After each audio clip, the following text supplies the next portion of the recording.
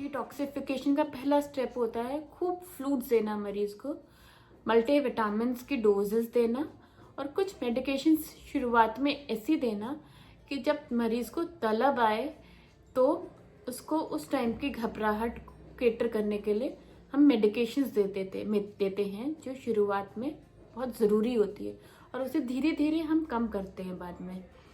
इससे हम श्योर रहते हैं कि हम कॉशियस भी रहते हैं और इसकी डोज से हमें ये भी ध्यान रखना होता है कि हमारा मरीज इस डोज पे ही मेंटेन रहे, उसको अल्कोहल के विड्रॉल पे सीजर ना डेवलप हो जाए या डिलीरियम ट्रेमेंस में ना मरीज हमारा चला जाए। तो ये डोज हम उस तरह से इस दवाइयों की तय करते हैं अपने मरीज में जो मरीज पे फर्क हो जाती है। और लिवर फंक्शन के स्टेटस को देख के दवाइयों की कैटेगरीज भी थोड़ी डिफरेंट हो जाती है कि हम कौन से लिवर सेफ मेडिसिन हमारे मरीज को दें, कौन से ना दें। इसके अलावा छोटे छोटे सिम्टम्स हम अपने मरीज की कैटर करते हैं कि जैसे irritability, agitation, nausea, vomiting, tremors. इसकी दवाइयाँ साथ साथ ही सिम्टोमेटिकली हम मरीज को देते हैं ताकि मरीज को उस टाइम पे जो हम मेडिसिन के असिस्टेंस में विड्रॉल में मरीज को अपने पास डिटॉक्सिफिकेशन कर रहे हैं उसको थोड़ा सा जितना भी ट्रबल हो रहा है उसको हम कम कर सकें। उसके बाद आती हैं कुछ ट्रीटमेंट जिसे कहते हैं एंटी क्रेविंग एजेंट्स।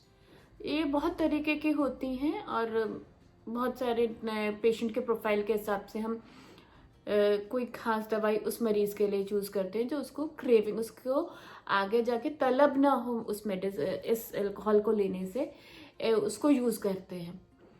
इसके अलावा हमने और आप लोगों ने सबने सुना होगा कि एक रिएक्शन वाली दवाई होती है एंटाब्यूज नाम की, जो मरीज अगर ले अल्कोहल लेने के साथ साथ अगर वो हल्की सी भी अल्कोहल ले तो उसको रिएक्शन हो जाता है, उसको उल्टियाँ आने लगती हैं, फ्लशिंग होने लगती है और सांस फूलने लगती है और कभी कभी इतना सिवियर रिएक्शन हो जाता है कि वो लाइफ डेंजरिंग हो जाती है। तो आप अक्सर सुना होगा कि मरीज को बताए बिना ये दवाई नहीं देनी चाहिए। ये अल्कोहल के अलावा alcohol based syrups, cough syrups,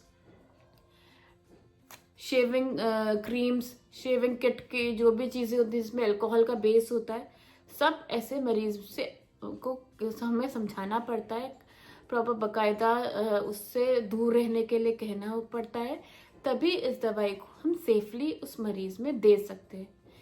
इसको कहते हैं एवर्सिव ट्रीटमेंट कि जब मैं ये दवाई ले रही हूँ तो अगर मैं अल्कोहल लेती हूँ तो बॉडी पे रिएक्शन होगी तो मुझे अल्कोहल नहीं लेना है। जितनी दूर मैं अल्कोहल से रहूँगा, अगर मैं ये दवाई खा रहा हूँ या खा रही हूँ तो उतना मैं इस रिएक्शन से बची रहूँगी या बचा रहूँगा। इससे क्रेविंग का कुछ नहीं फर्क पड़ता है, बस ये एक इस तरीके से इंसान अपने अल्कोहल से दूर रहता है। तो इसमें हमेशा हमारे को मरीज को बताना पड़ता है कि जी हम ऐसी दवाई डालने लग रहे हैं, अगर आप इस पर रजामंदी देते हैं, साइन करते हैं कि इस दवाई से आपको लेने में आपको कोई प्रॉब्लम नहीं है और आप ध्यान रखेंगे कि आप इसके साथ ऐसी कोई चीज़ नहीं लेंगे या अल्कोहल बेस्ड कोई भी चीज़ नहीं अप्लाई करेंगे, तभी इस दवाई को हम शुरू करते हैं और उसकी डोज बढ़ाते हैं। अब तो ये तो रही कुछ ट्रीटमेंट्स के पार्ट जो अल्कोहल के होते हैं, और इस मेंटेनेंस के टाइम पे या जब हम कंटिन्यू करते हैं कि मरीज वापस नशे में ना चला जाए, तो हम मरीज के बाकी सब्सटेंसेस के जो यूज़ है, क्या पैटर्न है, डिपेंडेंस पे पहुंचा है कि नहीं है और कोई साइकेट्रिक प्रॉब्लम्स तो नहीं है, उसकी हेल्प हम अपने मरीज को करते हैं। क्योंकि अगर हम कंप्लीट ट्रीटमेंट नहीं करेंगे तो पेशेंट का चांसेस रहता है वापस नशे की तरफ मुड़ने का या रिलैप्स होने का। तो जो रिलैप्स से बचे रहने के लिए हमारे पास कुछ साइको सोशल इंटरवेंशंस भी होती हैं, कुछ काउंसलिंग के मेथड्स भी होते हैं जो इसके साथ साथ हम अप्लाई करते हैं मरीज को। उसमें बहुत खासकर एक ट्रीटमेंट होता है जिसे कहते हैं मोटिवेशन एनहांसमेंट थेरेपी। हम वो हमारे मरीजों में अक्सर अप्लाई करते हैं कि उसमें कुछ स्टेप्स होते हैं कि इंसान को कैसे दूर रखें हम उस नशे वाली आदत से, कि कैसे मोटिवेटेड रखें उसको कि इससे दूर रहें।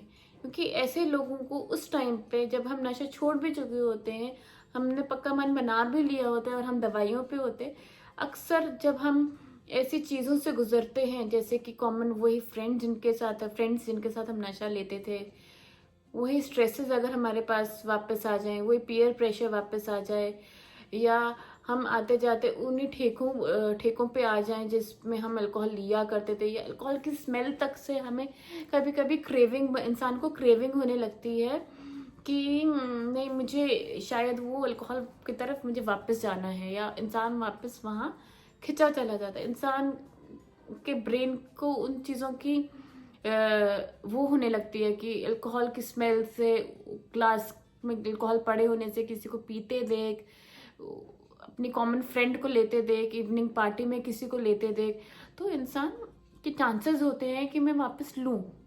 तो इनसे रिलेटेड कुछ ट्रीटमेंट्स और काउंसलिंग्स होती हैं कि इंसान ऐसे एनवायरनमेंट के क्यूज मिलने के भी और तो उनके बावजूद उससे कैसे बचा रहे, तो वो हम मरीज में अप्लाई करना शुरू करते हैं। डिपेंड करता है हमारे मरीज का बेसलाइन मोटिवेशन स्टेट कैसा है, कि उसको छोड़ने के लिए कितना मोटिवेटेड है वो शुरू से।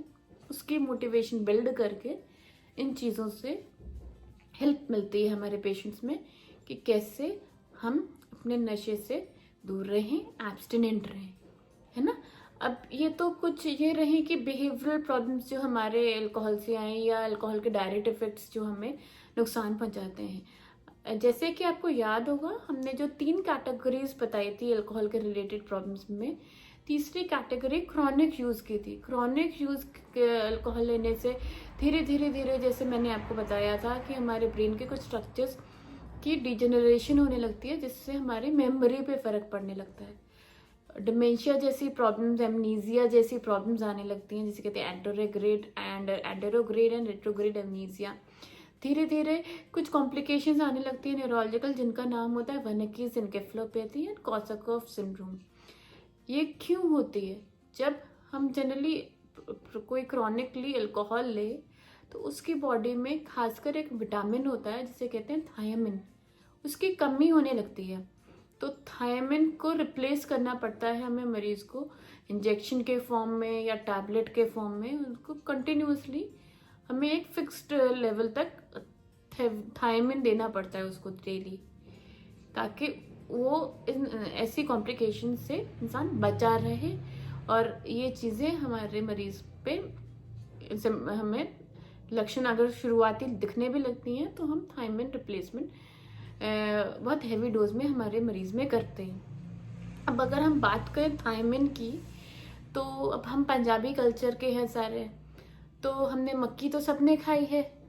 तो जो मक्की होती है ना, उसमें बहुत खूब प्लेंटी ऑफ थायमिन होता है। और हमने बात की कि हमारे बॉडी में फोलिक एसिड और विटामिन B12 की डेफिशिएंसी होती है क्रॉनिक अल्कोहल के लेने से, जिससे हमें मैक्रोसिटिक अनीमिया और पेरिफेरल न्यूरोपैथीज होती हैं। तो उसके लिए हमारे को ग्रीन और लीफी वेजिटेबल्स एडवाइस की जाती है। हम अपने मरीज को एडवाइस करते हैं कि आप खूब अमाउंट में लें ग्रीन लीफी वेजिटेबल्स, ताकि आपकी फोलिक एसिड और विटामिन B12 डेफिशिएंसी की भी भरपाई हो पाए।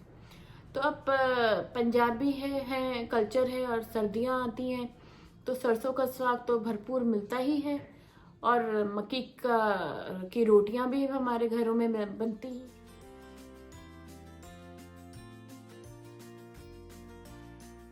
तो मक्की की रोटी और सरसों का साग एक ऐसा एम्पल डाइट होता है क्रॉनिक अल्कोहल यूज़ के लोगों के लिए, एक बहुत अच्छा डाइटरी हैबिट होता है, जो उनको प्रिवेंटेड रखता है हर तरीके के न्यूरोलॉजिकल कॉम्प्लिकेशन से अल्कोहल की वजह से।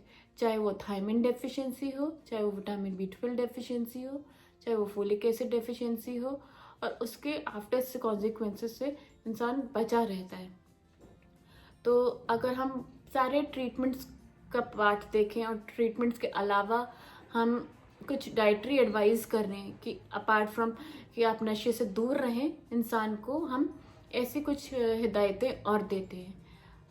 हम ज़्यादातर मरीज़ को शुरुआती ही टाइम पे उसकी जो टेस्ट्स में गड़बड़े आने लगती हैं, इन्वेस्टिगेशन में, वो भी दिखा देते हैं कि देखो ये आपके बॉडी में गड़बड़ आने लग गई है, अगर आप इसको प्रोलॉन्ग यूज़ करेंगे तो इरिवर्सिबल चेंजेस आने लगेंगे आपकी बॉडी में।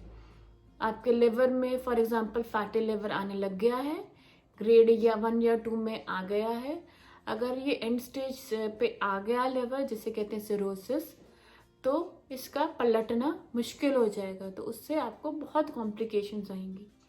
तो ऐसे भी हम मरीज़ को शुरुआती तौर पे ही एहतियातन कॉशियस रखते हैं, ताकि वो हमारे पेशेंट्स ऐसे दोबारा रिलैप्स में ना जाएं, सब्सटेंस से दूर रहें, डाइटरी हैबिट्स को मेंटेन रखें, जैसे कि मैंने बताया green leafy vegetables, thiamine rich food, walk, daily walk, yoga, exercises, अपने मेडिकेशंस के साथ साथ ये चीज़ों पे बने रहें, और अपना लेजर, अपना प्लेजर अल्कोहल को छोड़ के, अल्कोहल से हटकर किसी और बेटर चीज़ में में ढूंढें, जैसे कि फैमिली लाइफ, अपने करियर से रिलेटेड कंसर्न्स, वो सब चीज़ों पे जाएं, या ना कि अल्कोहल पे या किसी और सब्सटेंस पे।